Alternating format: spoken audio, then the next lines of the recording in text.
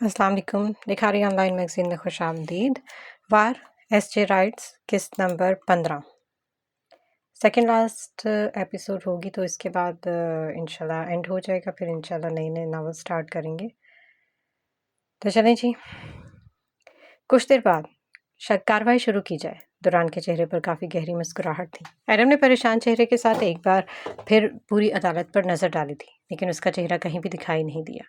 उसने मायूस होकर गर्दन झुका दी। उसे ऐसा लग रहा था कि उसकी ज़िंदगी का आखिरी दिन है और आखिरी दिन में वो हुनैन को देख नहीं पाएगा। बेबसी क्या होती है, आज एडम को पता चल गया था। आरा को चक्कर आ रहे थे, लेकिन वो अपनी हालत पर काबू करके बैठी रही। उसने नजरें उठा के सामने देखा जहाँ एडम सर झुका के खड़ा था।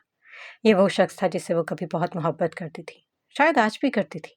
अगर उसने हिम्मत छोड़ दी तो शायद वो इस शख्स को कभी देख नहीं पाएगी। सारम पीछे बैठा था, चेहरे पर काफ़ी संजीदगी थी। और एडम, वो तो बिल्कुल ही हिम्मत छोड़ चुका था। आज वो अपने रब से सच में मायूस हो रहा था। उसे लग रहा था कि सब खत्म हो गया था, एंड हो गया, वो हार गया। अब अफसोस कुछ देर बाद फैसला अब उसे कुछ देर बाद फैसला सुनाया जाएगा, वो फैसला जो उसकी ज़िंदगी का एंड होगा। लेकिन वो भूल रहा था हर एंड का मतलब ख़त्म नहीं होता। एफर्ट नेवर डाइज, ये होता है। हाँ तो मिस्टर दुरान, आरा ज़ख्मी वजूद के साथ आगे आई। आपने पाशा मलिक के साथ मिलकर उन 109 लोगों का कत्ल किया, और फिर आपकी उम्मीद पे पूरा ना उतरने वाला पाशा मलिक। वो बुलंद आवाज़ से बोल रही थी। उसको आपने जान से मार दिया। उसे रात के पहर बुलवाया, और बुलवाने के बाद उसे उसकी गन से गोलियां मार दी। वो तो किस्मत अच्छी थी कि आपकी एडम की लोकेशन उस वक्त बिल्कुल करीब थी। एडम, मेरे क्लाइंट जो बेकसूर होने के साथ साथ आपको बुरे काम से रोक रहे थे, आपके काम की रुकावट थे। राइट मिस्टर दुरान, आरा ने तंजिया लहजे में कहा। ये झूठ है, दुरान मलिक ने बेसाख्ता कहा। Objection my Lord. गैलानी साहब उठ गए थे।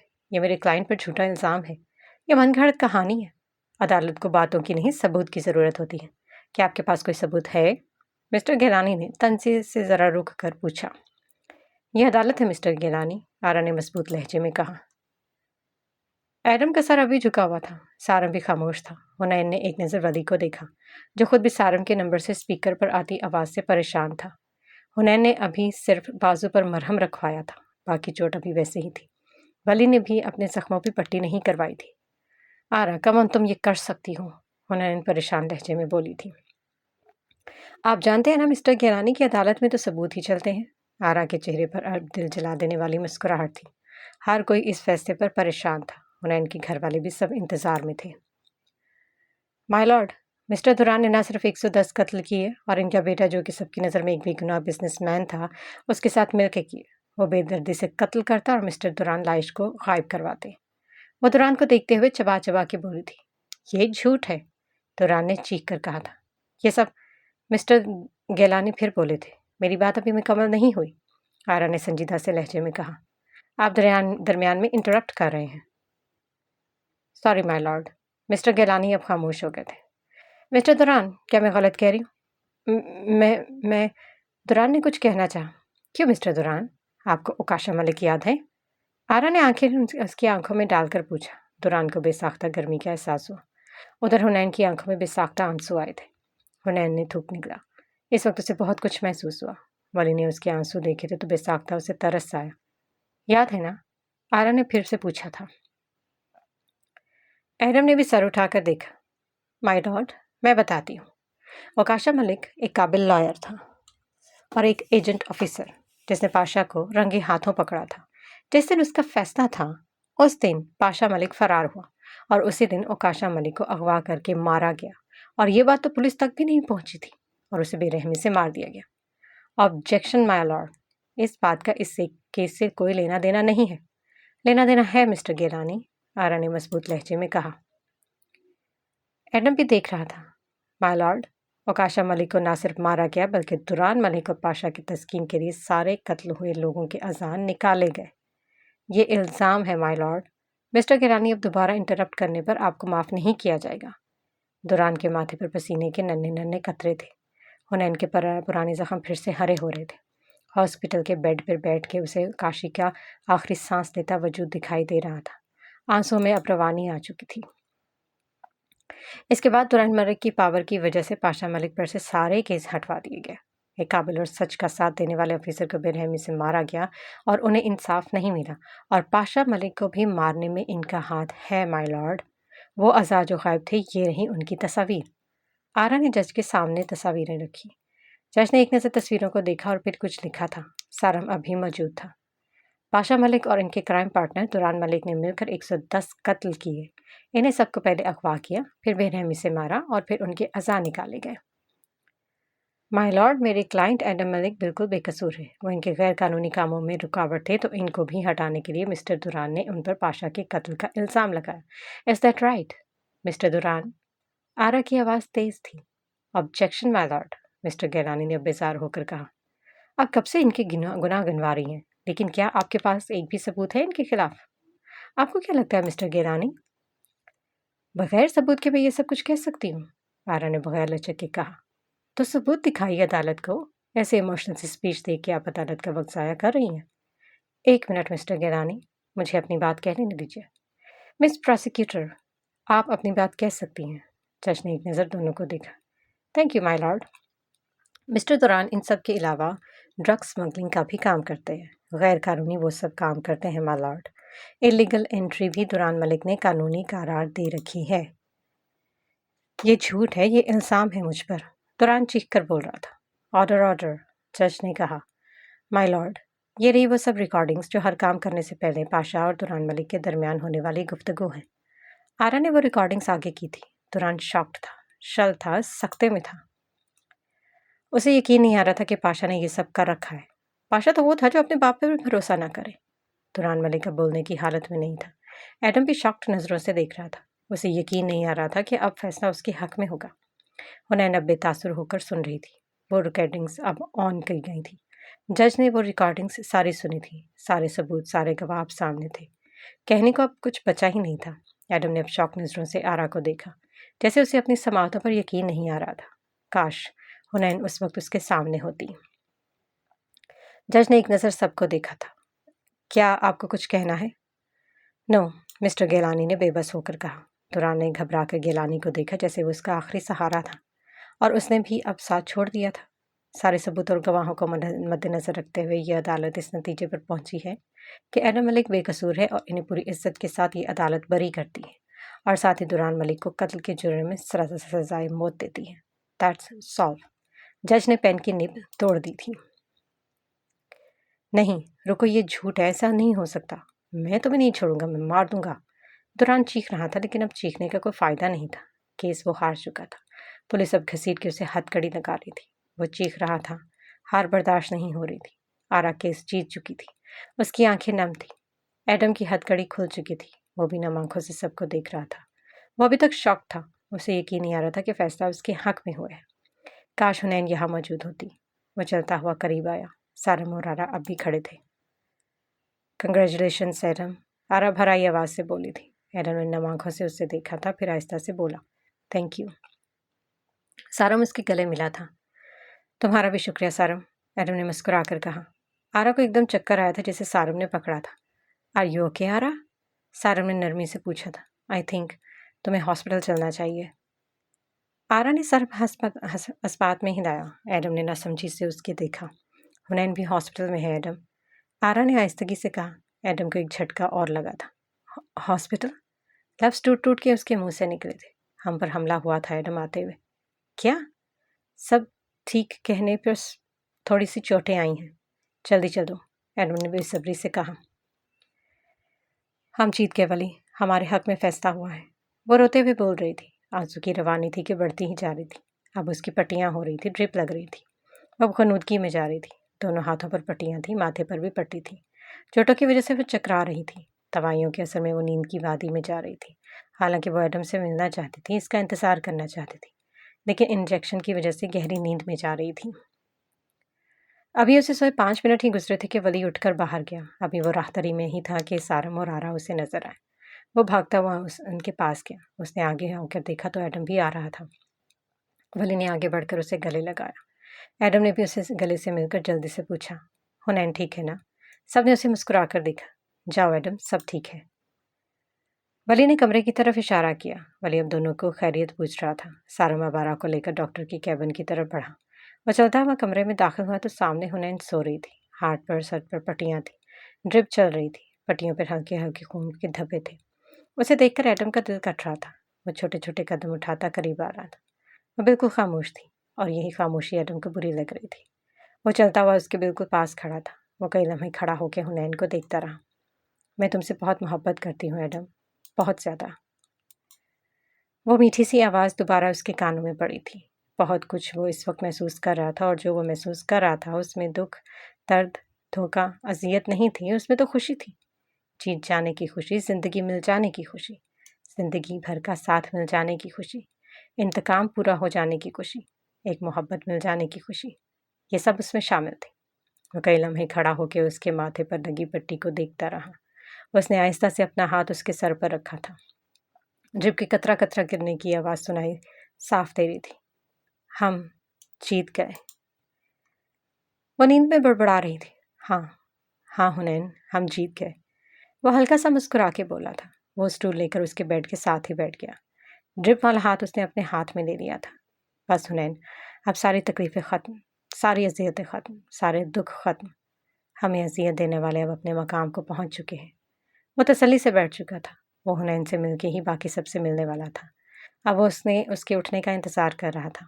उसे नींद में छोड़कर बाकियों से मिलना हुनैन के हक़ में कोताही थी और एडम मलिक अपनी बीवी के हक़ में कभी कोताही नहीं कर सकता था।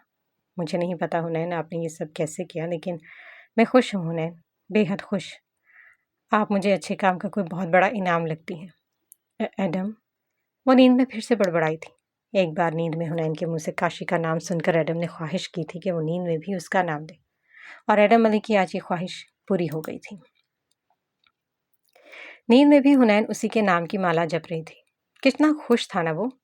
हुनैन, आज के बाद आप पर कोई आंच नहीं आने दूंगा। अब आपकी सारी खुशियां मेरे ज़िम्मे हैं। वो आहिस्ता से उसका हाथ अपने माथे पर लगाकर सर झुकाकर बोल रहा था। हुनैन ने आहिस्ता से आंखें खोली थी। न जाने वो क्या चीज़ थी जो इसे बेचैन कर रही थी, उसे सोने नहीं दे रही थी। एडम, उसने गनूदगी में ही पुकारा था। एडम ने एकदम सर उठाकर उसे देखा था। दोनों की नजरें मिली थी। न जाने कितनी देर खामोशी से एक दूसरे को देखते रहे, खामोश आवाज़ से रोते रहे। अजीब बात तो ये थी कि ज़बान दोनों की चुप थी, लेकिन आंखें चीख रही थी, कुछ कह रही थी। वो सिर्फ उसको समझ आ सकती थी जो आंखों की ज़बान जानता है। एक आंसू हुनैन की आंख से निकला था, फिर एक लड़ी थी जो उसकी आंखों से निकली थी। एडम उठ के अब बेड पर ही उसके दाएं तरफ बैठ गया था। हुनैन के आंसू जारी थे। खामोशी दोनों तरफ हायल थी, लेकिन समझने वालों के लिए वो खामोशी नहीं थी। एडम ने झुककर इसका चेहरा हाथों के प्यालों में भरा था। आंखें भी उसकी नम थी, लाल थी। एडम ने अपना माथा उसके माथे से टिकाया था। कई आंसू दोनों के ज़ाया हो चुके थे। कितनी ही अजियत के बाद वो दोनों यहाँ तक पहुँच चुके थे। कितना ही दर्द था जो इन दोनों ने बर्दाश्त किया था। हुनैन, सब ठीक हो गया। एडम की आवाज़ आहिस्ता थी। हुनैन ने उसके हाथ अपने ड्रिप वाले हाथों से पकड़ रखे थे। बस हुनैन। हुनैन के आंसू की रवानी में तेज़ी आ गई थी। वो कई लम्हे उसके माथे से माथा टिकाए उसे चुप करवाता रहा, लेकिन हुनैन ने सारा गुबार निकाल दिया था। मैं यहाँ नहीं रहना चाहती एडम, मुझे जाना है। वो किसी बच्चे की तरह रो के हिचकियों के दरमियान कह रही थी कि उसे अपना आप यहाँ अच्छा नहीं लग रहा, उसे अपने घर जाना है। एडम अब सीधा होके बैठ गया था, फिर भराई आवाज़ में बोला, चले। हुनैन ने रोते हुए अपने हाथ उसे मारा था। तुम क्यों रो रहे हो? उसने रोते हुए ही मुस्कुरा कर पूछा था। क्योंकि आप रो रही हैं, एडम ने फिर भराई आवाज़ से उससे कहा था। तो तुम इसलिए रो रहे हो क्योंकि मैं रो रही हूँ? उन्होंने अब जैसे हंसते हुए पूछा था। हाँ, एडम ने आहिस्ता से जवाब दिया। हुनैन कई लम्हे उसे देखती रही। उसे इस वक्त एडम भी सिर्फ एक चीज़ नज़र आ रही थी कि वो मासूम है। उसके हाथ खून से नहीं रंगे। इससे पहले वो कुछ और कहती कि दरवाजे पर दस्तक हुई। हुनैन उठ के बैठ गई। आरा, वली और सारम अंदर दाखिल हुए। आरा को ज़्यादा चोट नहीं थी। कैसी हो हुनैन? आरा ने पूछा था। ठीक हो, तुम बताओ कैसी हो? हुनैन ने आहिस्ता से पूछा था। तुम्हारे सामने खड़ी हूँ, देख लो। सारम वली भी अंदर आ गए थे। वली अब उसे हुनैन की मेडिसिन और रिपोर्ट्स के बारे में बता रहा था। सारम यकटुक हुनैन के साथ बैठा आरा को देख रहा था, जो उससे बातें करने में मसरूफ़ थी। हुनैन ने हल्का सा सारम को देखा, फिर अपनी तवज्जो आरा की तरफ कर दी। ड्रिप खत्म होने के बाद हुनैन को डिस्चार्ज मिलना था और ड्रिप खत्म हो गई थी, यानी कि वो अब सब जा सकते थे। चलो एडम अपनी बहन से भी मिल लो, वली ने कहा था। मेरी बीवी मुझे छोड़ के 5 दिन से भाई के इंतज़ार में बैठी है। वो जैसे बेजार होके बोला था। एडम को याद आया, हाँ उसकी बहन भी तो है। एडम हल्का सा मुस्कुराया था। हुनैन को चलने में मुश्किल नहीं थी क्योंकि चोटें तो हाथ और सर पर थीं, लेकिन फिर भी एडम ने उसे सहारा देकर उठाया था। वो सब अब घर के लिए रवा निकल चुके थे। मामा, हम केस जीत गए, एडम भाई रिहा हो गए।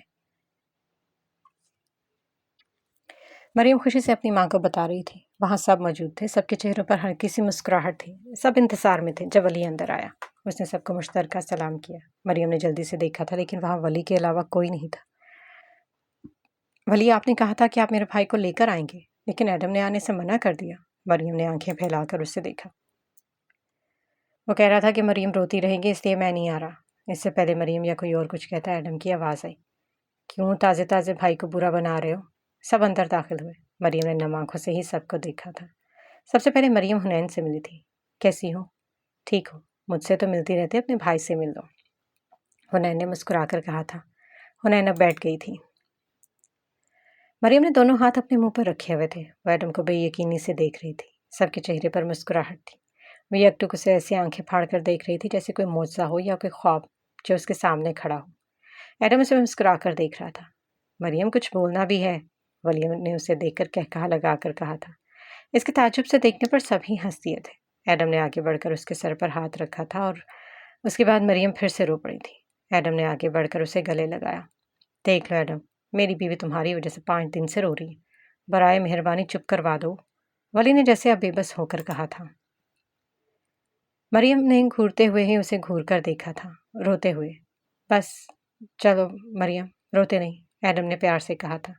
मरियम ने अच्छे बच्चों की तरह दोनों हाथ की पुश से आंखें साफ की। शाबाश, वली ने आहिस्ता से कहा था। फिर एडम बारी बारी सबसे मिला और आखिर में अपनी माँ कशिश मलिक के पास बैठा था। इतने अरसे बाद मिली हैं मम्मा। एडम के अल्फाज तोड़ फोड़ का शिकार थे और ऐसे खामोश सब नम आंखों से उसे देख रहे थे। एडम की आंख से आंसू निकला था जो उसकी माँ के हाथ पर गिरा था। ये ठीक हो जाएगी एडम, फिक्र मत करो, हुनैन ने आहिस्ता से कहा था। नज़र मलिक ने प्यार से बेटी को देखा था जिसके चेहरे पर एक चमक थी और एक सुकून था। कितनी देर एडम अपनी माँ बहन से बातें करता रहा। फिर खाना खाने के बाद बातें करने के बाद एडम ने इजाज़त मांगी और अपनी माँ को भी ठीक होने के बाद या पहले बस जल्दी ले जाना चाहता था। तुम दोनों कुछ दिन रुक जाते? नहीं मामा, रिलैक्स होके कुछ दिन बाद मैं खुद आऊँगी ना, ढेर सारा रहने। उन्होंने बहुत आगे का सोच के रखा था जिसे सिर्फ आरा ही समझ सकी थी। आप फिक्र मत करें, मैं भी आऊँगा रहने, एडम ने शरारत से कहा। अब वो दोनों इजाज़त लेकर वहाँ से निकलते चले गए। सारम ने आरा को ड्रॉप किया और उसके बाद वो अपने अपार्टमेंट में चला आया। उसे भी आराम की सख्त ज़रूरत थी। वली भी मरियम को लेकर अपने घर की तरफ रवाना हो गया। तानिया और हाशिम फिर से अकेले रह गए थे। हुनैन मेडिसिन खाने के बाद लेट गई थी, नींद लेकिन अभी नहीं आ रही थी। शायद ये नर्वस ब्रेकडाउन होने का ही असर था कि वो ज़रूरत से ज़्यादा सोच रही थी। एडम तसल्ली से फ्रेश होकर निकला था। कई दिन हो गए तो उसने अपना कमरा नहीं देखा था। 3 दिन हुनैन को नहीं देखा था। वो बहुत सारी बातें करना चाहता था, बहुत सारे सवाल थे उसके जहन में जिनका जवाब उसे चाहिए था। बहुत कुछ ऐसा था जो उसे अच्छा नहीं लगा था, जो उसके दिल को बहुत बुरा लगा था, और इन सब बातों का जवाब हुनैन के पास था और हुनैन ने देना था। इसलिए वो तसल्ली से सारे काम करके हर चीज़ से फ़ारिग होकर हुनैन से बात करना चाहता था, जो काफ़ी गहरी सोच में डूबी हुई थी। उसके दोनों हाथों पर पट्टियाँ थीं, इसलिए वह बेड से टेक लगाए बैठी थी। बालों का जूड़ा किया हुआ था, माथे पर भी पट्टी थी। वो काफ़ी कुछ सोच रही थी। बस एडम, ये तुम्हारे साथ आज मेरी आखिरी रात है। मैं नहीं जानती कि ये ठीक है कि या नहीं, लेकिन मेरे बस में कुछ भी नहीं। तुम्हें अपना लूँगी तो काशी के साथ बेवफा हो जाऊँगी, और वैसे भी मेरे हाथ तो खून से रंगे हैं। मैं तुम्हारे साथ अगर रह भी लूँगी ना, तो ये एहसास कमतरी मुझे अंदर ही अंदर मार डालेंगे। ना मैं खुश रहूँगी, ना तुम्हें रहने दूँगी। इसलिए आरा बेस्ट रहेगी। वो बिल्कुल तुम्हारे जैसी है, मासूम और साफ दिल। मैं जानती हूँ एडम, मेरे इस फैसले से तुम नाराज़ होगे, लेकिन मैं ये भी जानती हूँ कि ये फैसला तुम्हारी ज़िंदगी की वीरानी को ख़त्म कर देगा। आरा वो लड़की है जो तुमसे बेपनाह मोहब्बत करती है, जिसने तुम्हारी खुशी के लिए मुझे कबूल किया। वो तुम्हारी ज़िंदगी को दोबारा रंगों से भर देगी। मैं रुक नहीं सकती एडम। मेरे रुकने से तुम्हारी ज़िंदगी की वीरानी बढ़ती चली जाएगी। मैं जानती हूँ, मेरे साथ तुम कभी खुश नहीं रहोगे। मैं तो तुम्हारे पास आई ही जाने के लिए थी। तुम्हें याद होगा एडम, तुमने कहा था कि इंतकाम के बाद मैं जा सकती हूँ, और इंतकाम तो पूरा हो गया। अब मुझे जाना ही होगा। कुछ फैसले तकलीफ देते हैं, लेकिन ये तकलीफ तुम्हारी ज़िंदगी की खुशी की चाबी है। मैं मासूम नहीं रही एडम, और मेरा ये सबसे बड़ा गुनाह है। तुम ये डिज़र्व नहीं करते एडम। मैं मैंने कत्ल किया और तुम्हारी बीवी कातिल हो, ये तुम्हारे साथ गलत होगा, नाइंसाफ़ी होगी। हाँ, ये सच है कि मैं तुम्हारे लिए अपने दिल में एक ख़ास जगह दे चुकी हूँ, लेकिन बाज़ दफ़ा हमें दूसरों की चीज़ों से मोहब्बत हो जाती है, और मोहब्बत हो जाने से वो चीज़ हमारी नहीं हो जाती। और तुम आरा के हो एडम।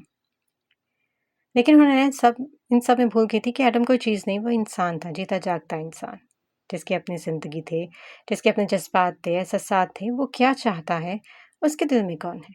उन्हें इनको लग रहा था वो उसके लिए ठीक फैसला कर रही है, लेकिन सिर्फ एक बार अगर वो उसके दिल में झांक लेती तो उसे अपना फैसला 100% गलत लगता, और वो गलत थी।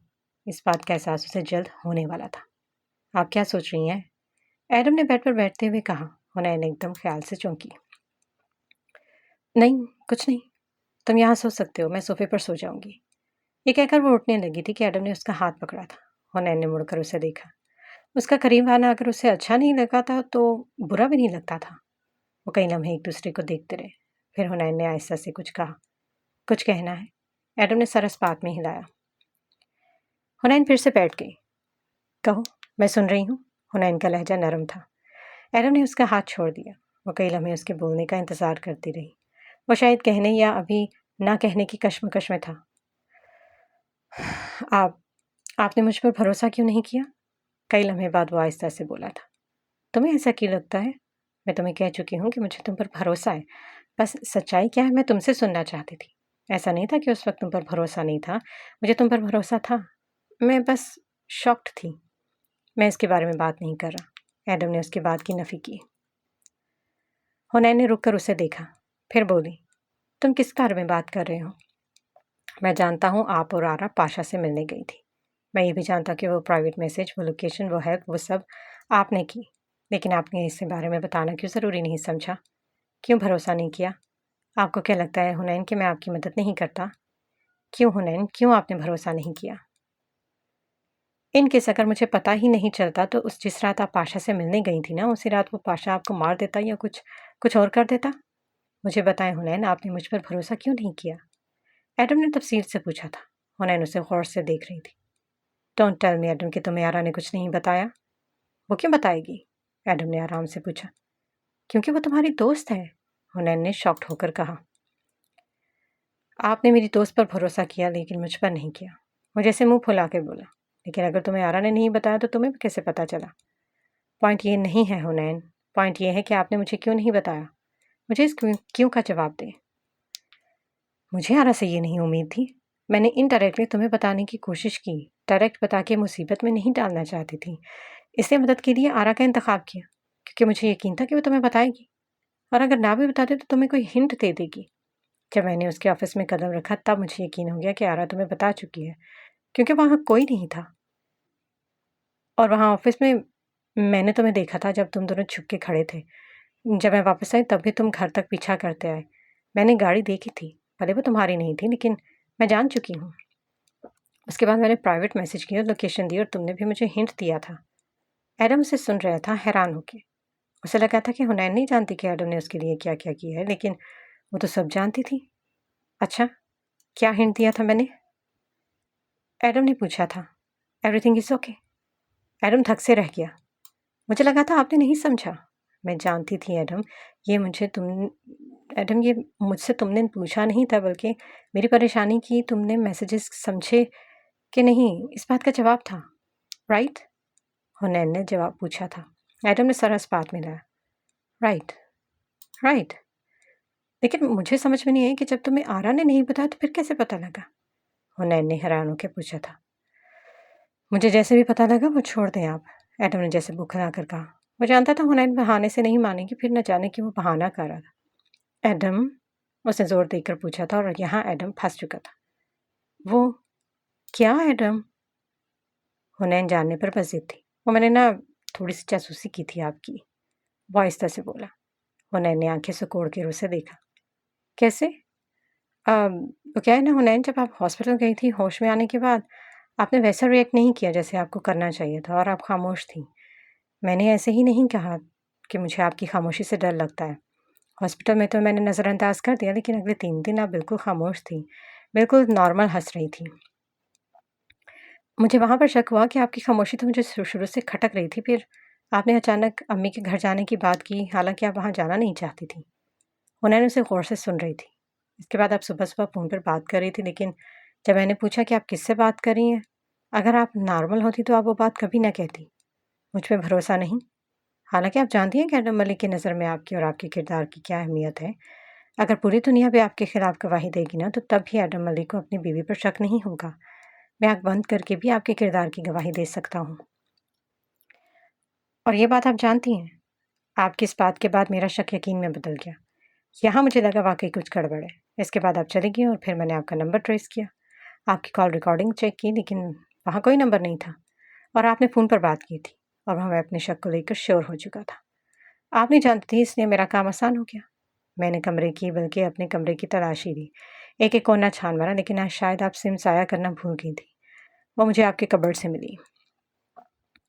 फिर वो चेक की, उसे ट्रेस किया और फिर आपकी और पाशा की रिकॉर्डिंग सुनी। इसके बाद मैं आरा से मिला। उसने मुझे कुछ नहीं बताया। मुझे शक था कि शायद आपने उसे बताया, क्योंकि हॉस्पिटल से आने के बाद वो आई थी, लेकिन उसने नहीं बताया। मैंने हर तरह से बात निकलवाने की कोशिश की, लेकिन वो शायद वादे की पक्की थी। बातों के मुताबिक उसने अचानक कहा था कि Adam, your wife is a dangerous woman. वहाँ मैं समझ गया कि आरा सब जानती है। इसलिए आपके लिए मैंने और वली ने मिलकर सारे इंतज़ाम किए, सारे कैमराज़ को फ्रीज़ कर दिया और 25 गार्ड्स को वहाँ से हटाया ताकि आपको कोई प्रॉब्लम ना हो। हमने आरा के नंबर पर जीपीएस सिस्टम लगाया ताकि हर पल लोकेशन का पता चल सके। क्योंकि मैं जानता था कि आप अपने मोबाइल को ट्रेस करने नहीं देंगी, इसलिए आप अपना मोबाइल वहीं छोड़ दिया था ना? उसने बारीक-बेरहमी से हर चीज़ नोट की थी। हुनैन मुँह खोले उसे सुन रही थी। ये वो शख्स था जो शायद शायद काशी से ज़्यादा उसे जानता हो। एडम ने आहिस्ता से उसका मुँह बंद किया। हुनैन कई लम्हे बोल नहीं पाई। जब तुम्हें ये सब पता चल ही गया था तो तुमने मुझे रोका क्यों नहीं? हुनैन ने भराई आवाज़ में पूछा। क्योंकि मैं जानता था कि आप खामोश नहीं बैठेंगी। अगर मैं आपको रोक देता तो आई एम श्योर आप इससे कोई बड़ा रिस्की काम करती। लेकिन आप ऐसे उसे मारने के लिए निकल जाएंगी, मुझे ये अंदाज़ा नहीं था। तो क्या तुम भी उसे मारने वहाँ आए थे? हुनैन ने आहिस्ता से पूछा था। आपने दिल दहलाने देने वाला मैसेज किया था, 12 जुलाई का, वो भी टारगेट में था। क्योंकि पाशा मलिक को इस दुनिया में सबसे ज़्यादा बुरा मैं लगता हूँ और आपने सिर्फ तारीख का मैसेज दिया था। अगर कोई पब्लिक को खतरा होता तो आप तारीख के बजाय कोई और मैसेज देती और ये मैसेज सिर्फ हमें नहीं बल्कि कहीं और भी जाता। इसे पाशा को मार के दुरान यानी मेरा बाप उसे सामने लाना था। सब कुछ ठीक और मेरे प्लान के मुताबिक था, लेकिन एक हकीकत ने सब गड़बड़ कर दी। हम चाहते थे कि पाशा की मौत के बाद वो गड़बड़ा के कोई कदम उठाएगा, कोई गलती करेगा, लेकिन वो ये भी करेगा, ये नहीं सोचा था। हुनैन में खामोश था। ऐसा नहीं था कि हम पाशा को नहीं मार सकते थे। पाशा को मारना हमारे लिए कभी मुश्किल था ही नहीं। हम दुरान को पकड़ना चाहते थे। अगर पाशा को मारते तो कल दूसरा पाशा आ जाता, लेकिन अगर हम दुरान को पकड़ते तो ये गंदगी की पूरी टीम हमारे हाथ में आ जाती और ये काम आपने कर दिया। कल वो सब पुलिस के कब्जे में होंगे जो इन सब में बराबर के शरीक थे। वो कहकर जैसे सांस लेने के लिए रुका। हुनैन हैरानी से उसे यकटुक देख रही थी। फिर आहिस्ता से बोली, तुम इतने ज़हीन कैसे हो? एडम उसके फेस एक्सप्रेशन देख के उसकी बात पर कहखा लगा के हंसा था। हुनैन उसे हैरानी से देख रही थी। आज एडम उसे हैरान पर हैरान कर रहा था। क्योंकि मैं किताबें बहुत ज़्यादा पढ़ता हूँ, एडम ने आहिस्तगी से कहा था। आप भी पढ़ा करें। हुनैन ने नफ़ी में सर हिलाया। फिर हैरानी से बोली थी, आप आरा ने गलत कहा था। एडम ने सवालिया नज़रों से उसे देखा। I am not dangerous but Adam is dangerous man. ये सुनकर वो फिर से हंसा था। लेकिन आप भी कम ज़हीन नहीं हैं। आपने पीछे सारे सबूत मिटाने की कोशिश की थी। आपने वो फिंगरप्रिंट्स प्रूफ ग्लव्स पहन के, मैं उस वक्त आपके हाथ देखकर इम्प्रेस हो गया था और पाशा के ऑफिस से वो गन आपने चुराई थी। उसी के गन से उसे मारा, मतलब वाकई इम्प्रेसिव था। आप ना सिर्फ एक लॉयर बन सकते हैं बल्कि एक काबिल लॉयर या फिर कोई ऑफिसर। तुम ना अभी साइकोलॉजिस्ट की पावर को नहीं जानते। अगर वो इंजेक्शन उसे ना लगता तो ये सब कैसे होता? पॉइंट। वो मुस्कुरा कर बोला था। अच्छा ये बताएं, वो रिकॉर्डिंग्स आपको कहाँ से मिली? अब शायद हैरान होने की बारी एडम की थी। पाशा के घर से। व्हाट? हुनैन ने सर इस बात में हिलाया। कैसे? 3 दिन पहले। एक बार फिर सोच लें, वली ने आयशा से कहा था। सोचने का वक्त नहीं है वली, हुनैन ने बेचैनी से कहा था। रिस्क बहुत है हुनैन भाभी, सारम ने भी थूक निकलते हुए रुक कर कहा। आई नो सारम, रिस्क है, लेकिन एडम की जान खतरे में है और उसकी जान बचाने के लिए मैं उससे बड़ा रिस्क लेने के लिए भी तैयार हूँ। अगर वो जान लेती कि दुरान मलिक क्या इशारा करके गया तो वो शायद तब भी पीछे न हटती। लेकिन हुनैन भाभी आप समझ नहीं रही। सारम को समझ नहीं आ रहा था कि वो क्या कहें। हम जाएंगे सारम, वली ने सारम के कंधे पर हाथ रखकर उसे बोलने से रोका। सारम ने ओके कहा था। ओके, फिर प्लान ये है, हुनैन ने बताना शुरू किया। सब गौर से सुन रहे थे। सारम, तुम बाहर से नजर रखोगे, हम पाशा के घर घुस रहे हैं। अंदर से ज़्यादा बाहर की सिक्योरिटी रखना। कुछ तस्वीर मुझे मिल चुकी हैं, लेकिन एक ठोस सबूत चाहिए होगा जो हमें पाशा के घर से मिलेंगे। दुरान अभी पुलिस की कस्टडी में है, आधे से ज़्यादा लोगों का ध्यान यहाँ वहाँ होगा और ये मौका है। मुझे यकीन है ऐसे कुछ तो सबूत होंगे, जैसे किसी पाशा और दुरान मलिक के दरमियान की बातें, जैसे उन दोनों के क्रिम एग्रीमेंट्स वगैरह, या इस तरह की कोई और चीज़। लेकिन तभी मिलेगा जब हम कोशिश करेंगे। हमें कुछ भी करके वहाँ से ऐसा ढूंढना होगा कुछ जो एडम को बेगुनाह साबित कर दे। सारम, अगर हम फंसते हैं, अगर कोई गार्ड या कोई और, तो हम तुम्हें मैसेज करेंगे। वो कुछ भी हो सकता है, कोई अल्फ़ाबेट या डॉट, कुछ भी। बस तुम्हें हम सिग्नल देंगे कि अंदर हमें तुम्हारी ज़रूरत है। ठीक 20 मिनट होंगे हमारे पास। मैं उसका डाटा सिस्टम को हैक करके इन 20 मिनट में काफ़ी कुछ कर सकती हूँ। क्लियर? ये पॉइंट ये है कि जाएंगे कैसे। मैं उसके घर कभी गई नहीं, लेकिन हम घर के पीछे से जाएंगे। हो सकता है दुरान का कोई साथ अंदर हो, ये भी हो सकता है कि गार्ड्स को रखा हो। कोई ना कोई सबूत तो होगा। दुरान कस्टडी में है, आपको लगता है वो कोई सबूत रहने देगा? वली ने उलझन उसके सामने रखी। हुनैन ने उसे संजीदा नजरों से देखा। सबूत जानबूझ के छोड़े नहीं जाते, वो छूट जाते हैं। एंड आई एम श्योर वहाँ भी कोई सबूत होगा जो दुरान से नहीं, पाशा से छूट गया होगा। लेकिन अगर कोई सबूत ना मिला फिर? तो रात हमारे पास है वली, कुछ और करेंगे, लेकिन एडम को बेगुनाही की सजा नहीं होने देंगे।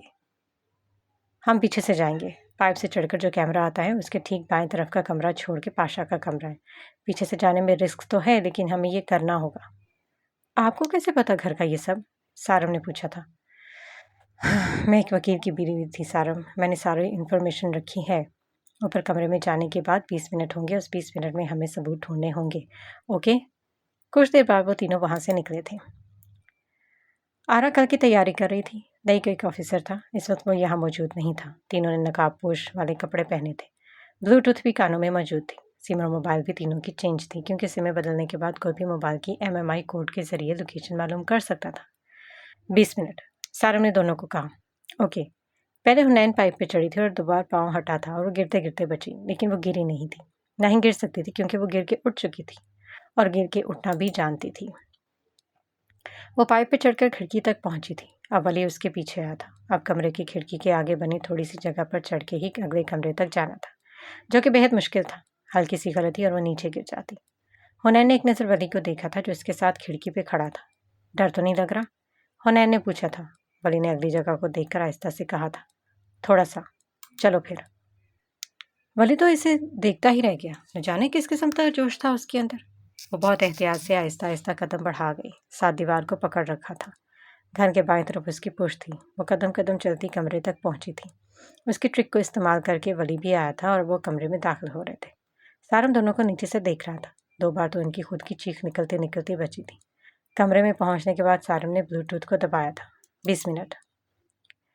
अभी वो ऊपर ही देख रहा था कि किसी ने उसके सर पर गन रखी। सारम ने बेख्तियार हाथ खड़े किए। कोई भी होशियारी मत करना। चलो बोली, जल्दी। दोनों ने शुरुआत दराजों से की थी, लेकिन वहां भी कोई मौजूद नहीं था। अलमारी चेक की, यहाँ तक कि सारा कुछ छान मारा, लेकिन सिर्फ मायूसी हाथ आ रही थी। अलमारी, दराजे, गमले, हर चीज़ चेक कर ली, लेकिन सब खाली था। 10 मिनट से ज़्यादा हो गए थे, लेकिन कुछ हाथ नहीं आ रहा था। हमें अब निकलना चाहिए, वली ने आहिस्ता से कहा। उन्होंने जाने के लिए कदम बढ़ाए थे कि उसकी नज़र पेंटिंग पर पड़ी थी, जिस पर चोरस डब्बा बना हुआ था, जिसके चारों तरफ फूल के डिज़ाइन थे। हुनैन आगे बढ़कर वो देखी, जो काफ़ी भारी महसूस हो रही थी। वो इस तरह की थी, कोई देखता तो पेंटिंग ही समझता। 1 मिनट वली ने नासमझी से उसे देखा था। उसने जल्दी से वो पेंटिंग को उतारा था। उसे खोला तो लैपटॉप को वहाँ चिपका दिया गया था, और इस तरह से चिपकाया गया था कि कोई भी पकड़ नहीं सकता था। लेकिन यहाँ कोई भी हुनैन थी, एक हैकर। उसने लैपटॉप ऑन किया और उसमें पासवर्ड था। Oh no! वली के मुंह से बेइख्तियार निकला। वली, डोंट वरी, ये अनलॉक कर सकती हूँ मैं। वली ने उसे ताज्जुब से देखा। हुनैन ने उसकी नज़रें खुद पर महसूस की तो सर उठाकर देखा, जो हैरान था। मैं एक हैकर हूँ, कब तक याद दिलाना पड़ेगा? वो जल्दी जल्दी हाथ चला रही थी। आपसे तो बच के ही रहना चाहिए, वली ने ज़ेरे लब कहकर झुरझुरी दी थी। कुछ कहा? हुनैन की नज़रें लैपटॉप पे और हाथ तेज़ी से चल रहे थे, लेकिन फिर भी वो उसकी बड़बड़ाहट सुन चुकी थी। नहीं। सारव ने हाथ उठा के मुड़ के देखा था तो 2 आदमी उस पर गन ताने खड़े थे। तुम्हारा क्या खत्म? एक ने दिलचस्पी से उसे देखने के लिए कहा था।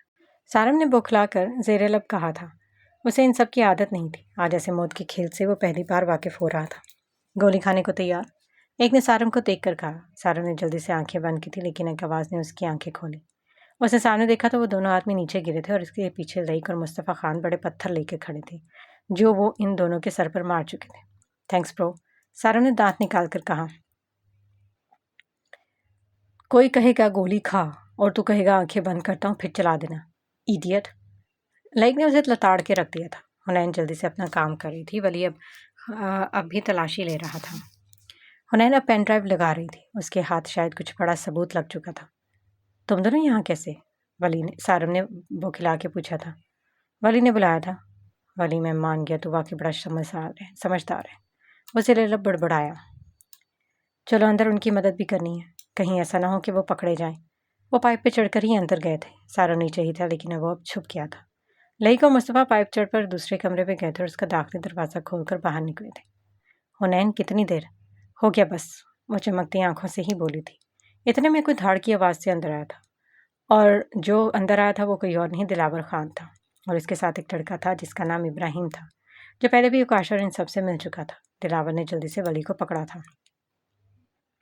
दिलावर के पुश दरवाजे की तरफ थे और इब्राहिम ने हुनैन को पकड़ा था। दोनों ने नकाब किए हुए थे। दिलावर और लड़के ने दोनों के गले पर चाकू रखा हुआ था। तुम लोग बच के नहीं जा सकते, दिलावर ने खबासत से कहा। कोई होशियारी मत करना, वरना चाकू के चलने में देर नहीं लगेगी और तुम दोनों की तो लाशें भी नहीं मिलेंगी।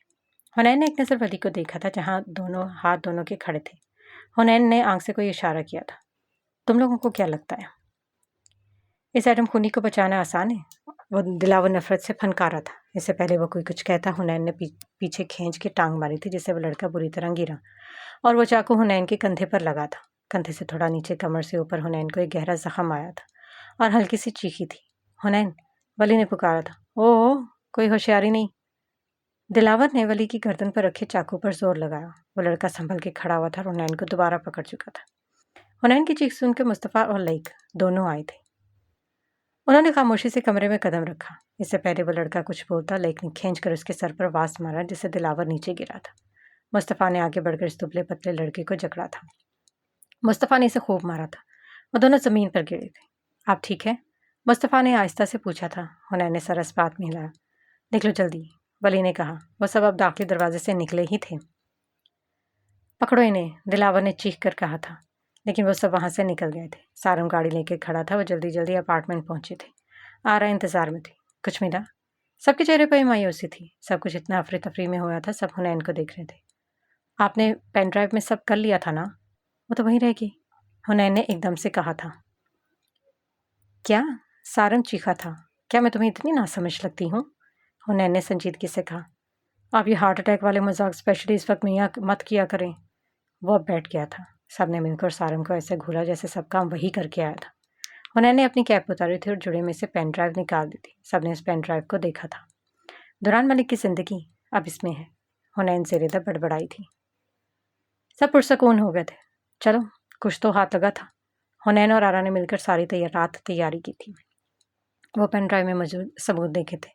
दुरान मलिक के खिलाफ सबूत इसके हाथ लग गया था। यह बात दिलावर जानता था। अब उसे किसी भी तरह इस सबूत को अदालत जानने से रोकना था, और वो एक ही तरीके से मुमकिन था, क्योंकि वो पुलिस की नज़र में डायरेक्ट नहीं आ सकते थे। अब उनकी मौत उसे आसान लग रही थी, वो भी एक एक्सीडेंट से। अब जो वो कल करवाने वाला था वो सबसे बड़ा खतरनाक था, लेकिन वो दुरान मलिक को बचाने के लिए एक ही करने को तैयार था।